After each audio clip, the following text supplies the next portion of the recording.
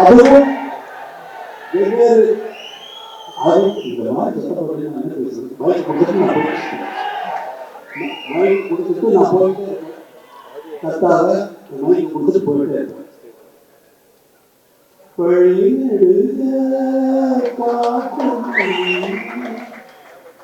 கண் பார்க்கும் யாரும் அத பார்க்கலையே வரும்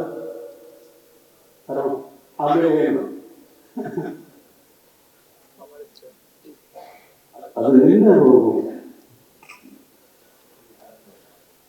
யாரும் அத பார்க்கலையே வரும் மணக்காடு மணக்கு வாசத்தில் என்னோட வருமானத்தில்